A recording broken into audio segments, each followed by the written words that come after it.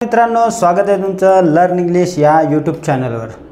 मित्रांनो, आपण part of स्पीचची series चालू केलेली आहे। त्याच्यातला मी सगळ्यात पहिलं तुम्हाला नाउन शिकवलेला आहे। नाउन म्हणजे काय हे तुम्ही चांगल्या प्रकारे पाहिले असेल। तुम्हाला बिलकुल सोप्या भाषेत मी सांगितलं आहे, जर तुम्हाला ते समजलं असेल। आता आपण पाहणार आहोत प्रोनाउन। तर प्रोनाउन म्हणजे काय बघा, ह्या जगामध्ये जेवढे तुम्हाला दिसतात सगळेच्या सगळे काय नाउन आहे। म्हणजे तुमच्या डोळ्यांसमोर जे चित्र तयार होते ते काय नाउन आहे। मग प्रोनाउन म्हणजे काय, तर बघा प्रोनाउन म्हणजे ज्याचं तुमच्या डोळ्यासमोर चित्र बनत नाही, ती वस्तू आहे पण त्याचं चित्र तुमच्या डोळ्यासमोर बनत नाही, ते म्हणजे प्रोनाउन। बस एवढं लक्षात ठेवलं तरी चालते। जसं बघा, मी जर म्हटलं का बाहेर मुलगा उभा आहे, तर तुमच्याकडे एक चित्र तयार होणार, हां बाहेर एक मुलगा आहे। पण जर मी म्हटलं का बाहेर कोणीतरी उभा आहे, तर मग कोणीतरी म्हणजे कोण, मग मुलगा आहे का मुलगी आहे का प्राणी आहे, गाडी आहे घोडा आहे काय आहे, काही आपल्याला माहीत होत नाही, तर त्यालाच म्हणतात प्रोनाउन। बघा याची डेफिनेशन खूप सोपी आहे। डेफिनेशनमध्ये म्हटलं आहे का नाउन ऐवजी जो शब्द वापरला जातो म्हणजे नाउनची जे जागा घेतो त्याला म्हणतात प्रोनाउन। बघा, a noun is a word that is used in a place of noun, म्हणजे नामाऐवजी वापरला जाणारा शब्द म्हणजे प्रोनाउन। आता प्रोनाउनची गरज का पडली आहे का नाही, प्रोनाउनची गरज का पडली, नाउन तर आहे ना, सगळ्याला नावं आहे, मग प्रोनाउनची गरज का पडली, तर एखाद्या वस्तूची किंवा व्यक्तीची रिपिटेशन टाळण्यासाठी। बघा, or noun phrase to avoid repetition, तर रिपिटेशन टाळण्यासाठी आपण त्याचा उपयोग करतो। तर मग हे नाउन कोणते आहे बघा, तर मग हे प्रोनाउन कोणते आहे बघा, ही आहे, शी आहे, हिम आहे, यू आहे, मी आहे, मायसेल्फ आहे, असे खूप सारे काय आहे प्रोनाउन आहे।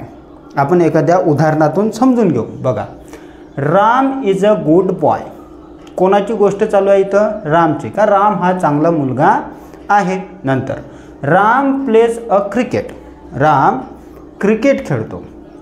राम लव्ह राम्स पॅरेंट्स, रामच्या आईवडिलावर प्रेम करतो। नंतर आहे राम पॅरेंट्स लव रामचे आई बाबा रामवर प्रेम करतात। तर इथं जर तुम्ही बराबर लक्षात घेतलं असेल तर इथं काय होतं आहे, राम राम राम परत परत परत परत काय होतं आहे, रिपिटेशन होत आहे।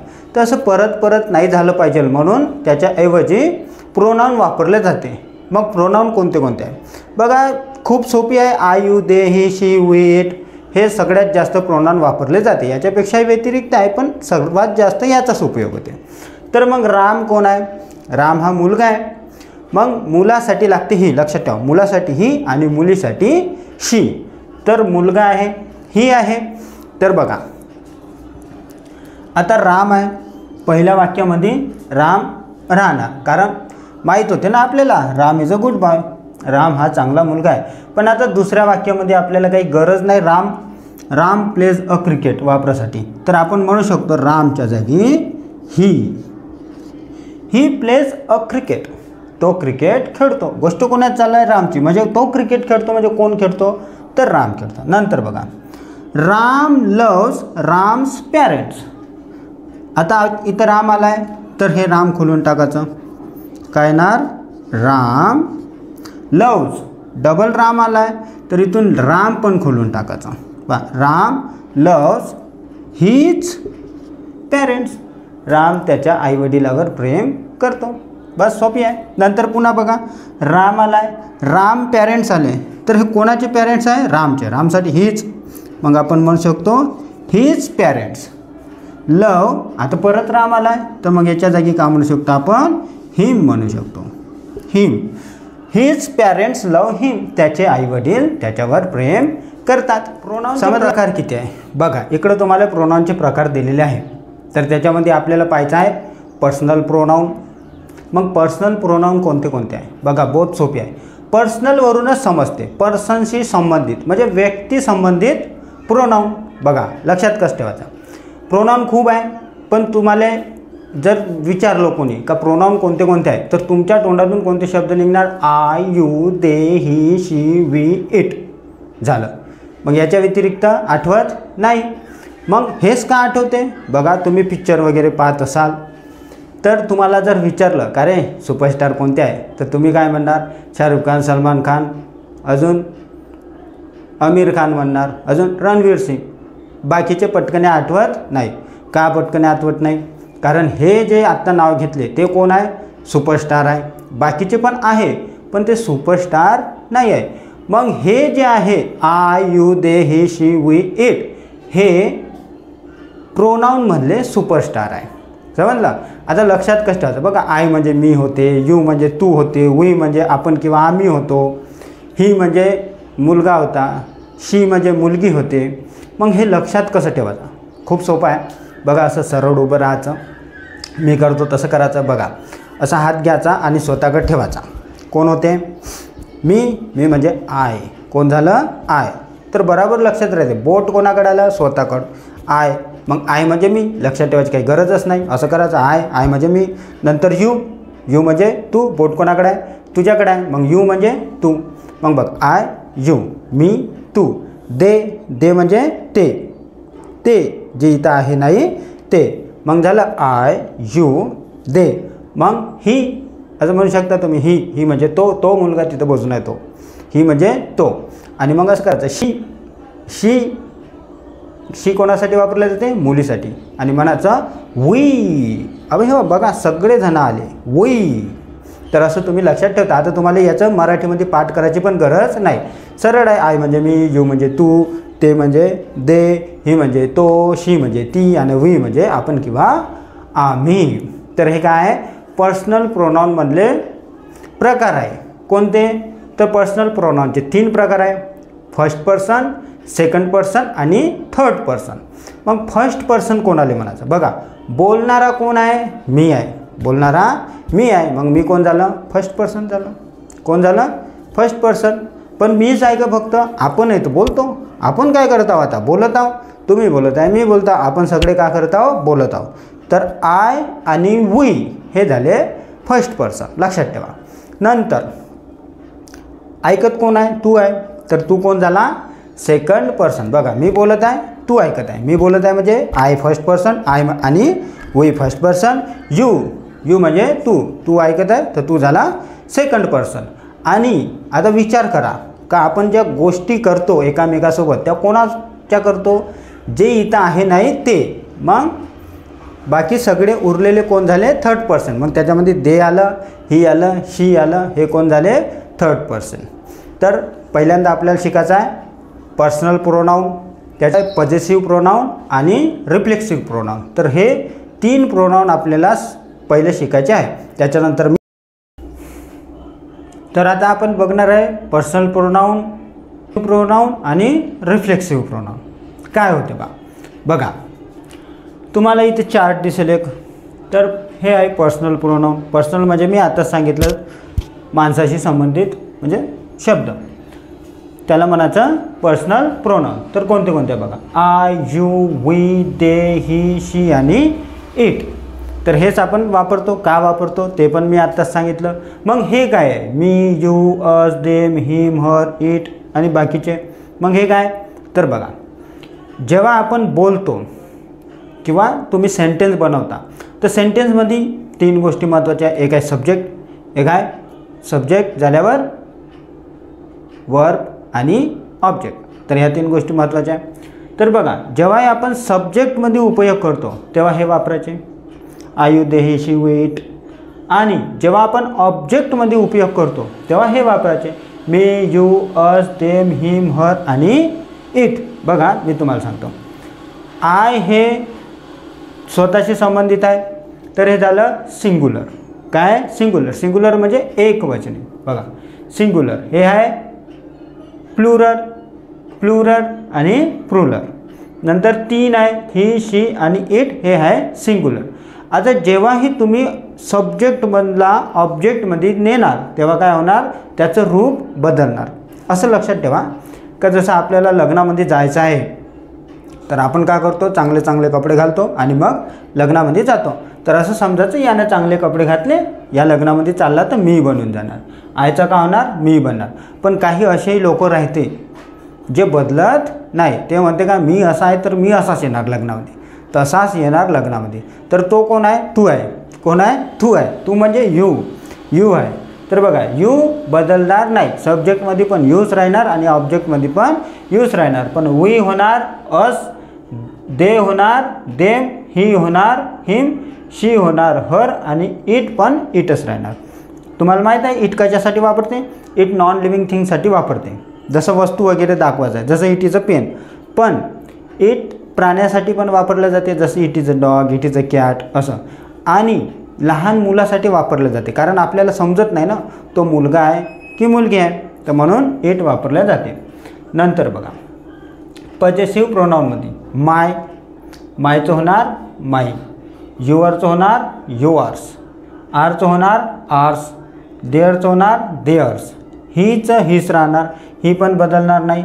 हरचं होणार हर्स आणि इट्सचं होणार इट्स, हे पण बदलणार नाही. कशामध्ये? पजेसिव्ह प्रोनाऊनमध्ये. थोडं आपण उदाहरण पाहूया. जसं बघा he was waiting for me, तो माझी वाट पाहत आहे. बघा तर याच्यामध्ये ही कोण आहे? सब्जेक्ट आहे सब्जेक्ट. बघा हीच आलेलं आहे. बघा सब्जेक्टमध्ये हीच येणार, पण तो माझी वाट पाहत आहे. कोणाची वाट पाहत आहे? माझी. तर आताच सांगितलं मी माझी वाट पाहत आहे, तर म्हणजे आय होणार. पण आय ऑब्जेक्टमध्ये गेल्यावर काय होणार? मी होणार. म्हणून बघा he was waiting for me, तो माझी वाट पाहत होता. नंतर she run fast, did you see her, तर याच्यामध्ये कोण आलं? बघा शी आलं, सब्जेक्टमध्ये शीचं शीच राहणार. पण इकडे बघा यू आलं, यूचं यूच राहणार, कुठे वापरा. आणि इकडे काय झालं? हर, शीचं काय झालं? हर झालं. अजून बघा इट इज 3, तर इट प्रोनाऊन म्हणून वापरला गेला. इट इज 3, ते 3 आहे. नंतर इकडे बघा पजेसिव्हमध्ये आताच सांगितलं, आता याच्यावरची उदाहरण पाहू. पहिली गोष्ट पजेसिव्ह कशासाठी वापरलं जाते? बघा जर एखादी वस्तू आहे आणि आपली आहे, स्वतःची आहे, मालकी हक्क जेव्हा सांगायचा राहतो तेव्हा आपण पजेसिव्हचा उपयोग केला जातो. जसं ही पेन माझी आहे, माझा मालकी हक्क आहे, मी विकत घेतलेली आहे, तर हे का झाली? माझी झाली. तर जेव्हा असे तुम्हाला वस्तू दाखवायची किंवा सांगायची राहते तेव्हा पजेसिव्ह प्रोनाऊनचा वापर करू शकता. जसं धिस इज माय बुक आणि धिस बुक इज माइन, दोघांमध्ये फरक आहे. बघा धिस इज माय बुक म्हणजे हे पुस्तक माझं आहे, आणि धिस बुक इज माइन हे माझं पुस्तक आहे. कायच्यावर जोर दिला? बघा जोर दिला ना, धिस बुक इज माइन, हे माझं पुस्तक आहे, माझं, तुझं नाही, कोणाचं आहे? माझं आहे. इथं जोर दिला का? धिस इज माय बुक, हे बुक माझं आहे. आणि तसा धिस इज माय बुक, हे बुक माझं आहे, तर आपण काय दिलं? त्याच्यावर जोर दिला. तर लक्षात ठेवा जेव्हा जोर द्यायचा असते एखाद्या वस्तूवर तेव्हा इकडचे वापरायचे ऑब्जेक्टमध्ये जोर द्यायच्या वस्तूवर, आणि जेव्हा फक्त सांगायचं राहते का हे वस्तू माझी आहे तेव्हा इकडचे वापरायचे. बराबर लक्षात ठेवा. नंतर आहे रिफ्लेक्सिव्ह खूप सोपी आहे. जसं तुम्ही आरशामध्ये जेव्हा पाहता चेहरा तेव्हा तुम्हाला कोण दिसते? तुम्हीच दिसता, दुसरं कोणी दिसते का? नाही. म्हणजे काय दिसते? तुम्ही स्वतःलेच पाहता, तर त्यालाच का म्हणते? रिफ्लेक्सिव्ह. आपण आपल्यालाच पाहतो ना, रिफ्लेक्शन होत आहे, तर काय झालं ते? रिफ्लेक्सिव्ह. तर बघा मग काय होणार? माय सेल्फ. काय होणार? माय सेल्फ. आयचं होणार माय सेल्फ, यूचं होणार युअर सेल्फ किंवा युअर स्लेव्ह. नंतर वीचं होणार अवर स्लेव्ह, देचं होणार देम सेल्फ, आणि हीचं होणार हिमसेल्फ, आणि हरचं होणार हर सेल्फ, आणि इटचं होणार इट सेल्फ. बराबर लक्षात ठेवा. बिलकुल सोपी आहे. जे सिंग्युलर आहे, सिंग्युलर त्याच्या मागं सेल्फ लागते. माय सेल्फ जे सिंग्युलर आहे त्याच्या मागं सेल्फ लागते. बघा जसं माय सेल्फ, हिम सेल्फ, हर सेल्फ आणि इट सेल्फ. आणि जे प्लुरल आहे, जे अनेक वचने आहे, त्याच्या मागं सेल्फ लागते. बघा your self, our self, them self. समजलं? आता याच्यावर उदाहरण पाहू एक दोन. बघा यू सी युअर सेल्फ, हे दोन काय? यू आणि युअर सेल्फ हे प्रोनाऊन आहे. तर you see yourself in the mirror, तू स्वतःला आरशामध्ये पाहतो. कोण पाहतो? तू स्वतः आरशामध्ये पाहतो. नंतर ही टॉक टू हिमसेल्फ. बघा ही आणि himself, he talk to himself म्हणजे तो स्वतःसोबत बोलतो. कोणी असते ना जे स्वतःसोबतच बोलत राहते. नंतर I myself will go there. बघा आय झाल्याबरोबर माय सेल्फ आलं. I myself will go there, मी स्वतः तिथे जाईल. आता याच्यावर जोर दिलेला आहे. मी स्वतः तिथे जाणार. तर अशा प्रकारे तुम्ही रिफ्लेक्सिव्ह प्रोनाऊन लक्षात ठेवा. बघणार आहे डिमॉन्स्ट्रेटिव्ह प्रोनाऊन. तर डिमॉन्स्ट्रेटिव्ह प्रोनाऊन म्हणजे काय बघा, एखादी वस्तू जेव्हा आपल्याला दाखवायची राहते तेव्हा आपण याचा उपयोग करतो. मग ती वस्तू जवळची असू शकते किंवा दूरची असू शकते. बघा, to show, to point, to indicate a thing or people. एखादी वस्तू किंवा लोक जेव्हा आपल्याला दाखवायचे राहते, पॉईंट करायचं राहते का ते आहे बा म्हणून, तेव्हा आपण याचा उपयोग करतो. तर हे आपल्याला जवळचं किंवा दूरचं डिस्टन्स किंवा वेळ सांगते. Near of her in distance or time किंवा डिस्टन्स सांगते. जसं बघा, जर तुम्हाला सिंग्युलर दाखवायचं असेल तर सिंग्युलरसाठी जवळच्या वस्तूसाठी धिस वापरायचं, जसं धिस इज अ पेन. आणि दूरचं दाखवायचं असेल तर दॅट सिंग्युलरमध्ये. आणि प्लुरलमध्ये जवळचे दाखवायचं असेल तर देज होणार आणि दूरचं दाखवायचं असेल तर दोज होणार. बघा, आपण उदाहरण पाहू. This is nice. बघा, इथं काय आलं, धिस आलं, तर धिस इज नाईस. तर हे खूप छान आहे. Have you seen this. काय तू ते बघितलं. तर बघा काय आलेचा, हॅव यू सीन धिस. लास्टमध्ये धिस आलेला आहे. These are good. ते चांगले आहे. तर काय वापरलं आपण, this. Do you like this. बघा, धिस लास्टमध्ये आलं. Do you like this. तुला हे आवडते असा प्रश्न विचारला आहे. नंतर दॅट इज ब्युटिफुल. बघा, दॅट आलेला आहे. नंतर लुक ॲट दॅट. तिकडे पहा, लुक ॲट दॅट. नंतर डू यू इट दोज. तू काय खाल्लं. तर काय आलीचा, दोज आला आहे. तर याचा उपयोग आपण जवळची आणि दूरची वस्तू दाखवण्यासाठी करतो. तर तुम्ही चांगल्या प्रकारे प्रॅक्टिस करा, तुम्हाला खूप सोपी वाटणार आहे. बघा, आता आपण शिकणार आहे इंट्रॉगेटिव्ह प्रोनाऊन आणि रिलेटिव्ह प्रोनाऊन. खूप सोपं आहे. इंट्रॉगेटिव्ह म्हणजे काय आणि रिलेटिव्ह म्हणजे काय. बघा, इंट्रॉगेटिव्ह म्हणजे जे प्रश्न विचारते त्याला म्हणायचं इंट्रॉगेटिव्ह. आणि रिलेटिव्ह म्हणजे जे रिलेशन सांगते, संबंध सांगते. बघा, जसं interrogative pronoun is used ask a question. Interrogative pronoun त्यांना म्हणायचं जे प्रश्न विचारते. आणि रिलेटिव्ह प्रोनाऊन त्यांना म्हणायचं जे इंट्रोड्यूस अ रिलेटिव्ह क्लॉज, जे तुम्हाला रिलेशन सांगते का याच्या आणि याचा काय संबंध आहे ते. तर बघा, तुम्हाला जर चार्ट पाहत असाल तुम्ही तर तुम्हाला हे दोन्हीकडे सारखे सारखेच दिसणार. जसं इकडे पण हू आहे, इकडे पण हू आहे. हुम, हुम, हुज, हुज. इकडं वाट आहे आणि इकडे दॅट आहे. Which, which. सारखे सारखेच आहे. तर थोडंसं कन्फ्युजन होऊ शकते. बघा, इंट्रॉगेटिव्ह म्हणजे प्रश्न विचारायचा आहे. जसं हू म्हणजे कोण, हू म्हणजे कोणाला, हुज म्हणजे कोणाचे, वाट म्हणजे काय आणि विच म्हणजे कोणता. जसं बघा, who talk to you. Who talk to you. Ram told me. तुला कोण बोललं. तर राम टोल्ड मी. मला रामने सांगितलं. नंतर whom did you tell. I told Ram. whom. बघा इथं whom म्हणजे कोण होते, कोणाला. did you tell. whom did you tell. I told Ram. कोणाला सांगितलं तर रामला सांगितलं. नंतर what happened. nothing happened. काय झालं, काहीही नाही. तर असे काय प्रश्न विचारले. नंतर रिलेटिव्ह बघा, रिलेटिव्हमध्ये काय होते, हू म्हणजे जो किंवा ज्याने. हुम म्हणजे ज्या म्हणजे वस्तूबद्दल बोलू शकतो, ज्याचे असं. हुज म्हणजे ज्याचे, व्हॉट म्हणजे तो आणि विच म्हणजे पण तो म्हणजे कोणता. याच्यामध्ये तुमच्या समोर काय असते, पर्याय असते बा, कोणता, हा की हा असं. जसं बघा, who called me that night is my friend. तो मुलगा ज्याने त्या रात्री कॉल केला होता तो माझा मित्र आहे. नंतर the pen which I use is a very old. The pen, जसे पेन आहे मी यूज करतो आहे पेन, तर ही पेन कशी आहे, खूप जुनी आहे. नंतर the man who shirt is blue is my brother. तो माणूस ज्यानं ब्लू शर्ट घातलेला आहे तो माझा भाऊ आहे. अशा प्रकारे तुम्ही रिलेटिव्ह प्रोनाऊनचा उपयोग करू शकता. फक्त एवढं लक्षात ठेवा का रिलेटिव्ह संबंध दाखवतो, मग तो व्यक्ती असू शकतो किंवा माणूस असू शकतो. आणि इंट्रॉगेटिव्ह म्हणजे प्रश्न विचारतो. आता आपण बघणार आहे इनडेफिनेट प्रोनाऊन. तर इनडेफिनेट प्रोनाऊन म्हणजे का, अनिश्चित प्रोनाऊन. अनिश्चित, जसं बघा याच्यामध्ये एक स्पेसिफिक पर्सन असू शकते, म्हणजे अनिश्चित, स्पेसिफिक पर्सन किंवा वस्तू किंवा अमाऊंट काही पण, ते कसे आहे अनिश्चित आहे, त्याच्यासाठी आपण इंडेफिनेट प्रोनाउनचा उपयोग करतो, जसं all, any, each, few, many, body, नंतर थिंक, वन, सम, सेव्हरल, अशा प्रकारे anybody, anything, anyone असा आपण याचा उपयोग करू शकतो। जसं प्रश्नामध्ये बघा उदाहरण बघू आपण, I met 2 kids, one was very naughty, म्हणजे मी 2 मुलाला भेटलो, त्याच्यापैकी एक खूप खोडकर होता।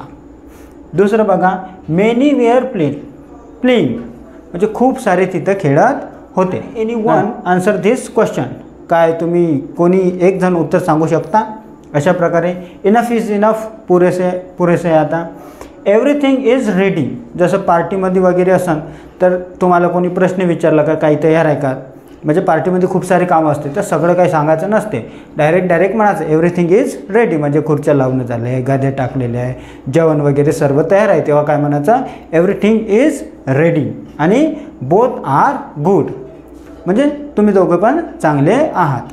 अशा प्रकारे तुम्ही इंडेफिनेट प्रोनाउनचा उपयोग करू शकता। प्रोनाउन आहे रेसिप्रोकल प्रोनाउन, तर रेसिप्रोकल प्रोनाउन म्हणजे काय होते, सेम प्रकारची ॲक्शन करणे, म्हणजे दोघंही कसं सारख्या गोष्टी करणार, अशा प्रकारे। Wien each of 2 or more subject is acting in the same way toward the other, म्हणजे 2 किंवा 2पेक्षा जास्त, लक्षात ठेवा 2 किंवा 2पेक्षा जास्त, कमीत कमी दोघं जण तरी पाहिजे, पण ते सगळेच्या सगळे काय करत आहे सेम प्रकारे ॲक्टिंग करत आहे, म्हणजे सारख्याच गोष्टी करत आहे। तर तुम्हाला इथं बघा, Ram is playing with Shyam and Shyam is playing with Ram, Ram श्यामसोबत खेळत आहे आणि श्याम रामसोबत खेळत आहे, असं म्हणजे दोघंही जण काय करत आहे एकामेकासोबत खेळत आहे, तर दोघे एकमेक म्हणजे सारखेच काम करत आहे। तर असं म्हणण्यापेक्षा आपण काय म्हणू शकतो, Ram and Shyam playing with each other, म्हणजे राम आणि श्याम एकामेकासोबत खेळत आहे। तर 2 गोष्टी लक्षात ठेवा, सिंग्युलर सब्जेक्ट सोबत नाही, म्हणजे सिंग्युलर सब्जेक्ट सोबत येत नाही, तर इथं जसं राम श्याम दोघं जण आलेले आहे तर एकच सब्जेक्ट येणार नाही आणि क्रिया एकच असली पाहिजे, आणि जे काही त्यांनी काम करत असेल ते एकच असलं पाहिजे, म्हणजे दोघं किंवा दोघापेक्षा जास्त लोक एकच काम करत असले पाहिजेत। त्याच्यासाठी कोणते शब्द वापरायचे, ईच अदर किंवा वन अदर। बघा, Laila and Majnu love each other, Laila आणि मजनू दोघे एकमेकावर प्रेम करतात। Ram and Shyam are talking to each other, Ram आणि श्याम एकामेकासोबत बोलत आहे। They don't believe each other, ते एकामेकावर विश्वास ठेवत नाही। They are know each other, किंवा आपण म्हणू शकतो they are know one other, म्हणजे ते एकामेकांना ओळखतात। All were blaming one another, म्हणजे ते एकमेकांना दोष देत आहे, म्हणजे एकामेकांना दोष देत आहे, अशा प्रकारे। तर मी आशा करतो का तुम्हाला हे प्रोनाउन मी जे सांगितलं आहे ते समजलं असेल। जर तुम्हाला समजलं असेल तर व्हिडिओला लाईक करा, नवीन असाल तर चॅनलला सबस्क्राईब करा, आणि तुम्हाला जर वाटत असेल का आपल्या मित्राला, भावाला, बहिणीला इंग्रजी आली पाहिजे, किंवा कोणी 10वी 12वीमध्ये असेल, स्पर्धा परीक्षेचा अभ्यास करत असेल तर त्यांना हा व्हिडिओ शेअर करा। आता भेटूया पुढच्या व्हिडिओमध्ये, तोपर्यंत तुम्ही प्रॅक्टिस करा।